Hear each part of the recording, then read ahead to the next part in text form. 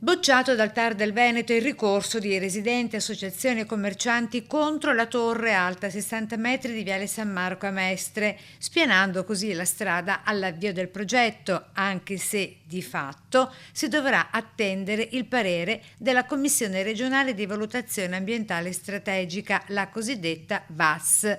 Un bruttissimo risultato, un brutto risultato per il quartiere, una sconfitta, e adesso vedremo il da farsi assieme all'avvocato e assieme ovviamente a tutti i ricorrenti. Per la VAS si dovrà attendere all'incirca un anno ed a questa commissione che i ricorrenti continuano ad affidarsi nella speranza si possa avere ancora l'ultima parola. E infatti in sovrintendenza hanno espresso un parere pesantissimo in sede di commissione VAS, quindi la commissione VAS ha dovuto semplicemente prendere atto di quanto scritto dalla sovrintendenza e chiedere appunto di assoggettare l'intero piano urbanistico attuativo della torre a una nuova VAS. Significa che i proponenti, cioè il comune e le società incaricate del progetto, dovranno valutare e scrivere nero su bianco anche i possibili scenari alternativi. Ad esempio, possibile costruzioni più basse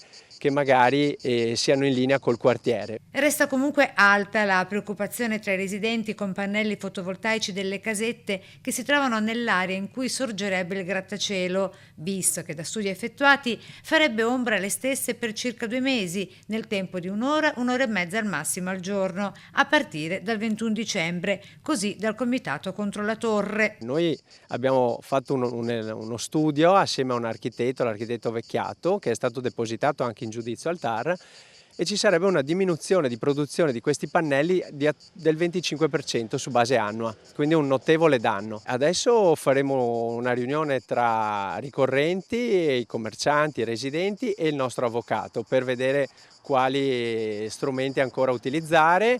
Ovviamente sono molte le opzioni, dal ricorso al Consiglio di Stato, poi c'è ancora appunto la procedura VAS in cui potremmo intervenire come residenti, come associazioni.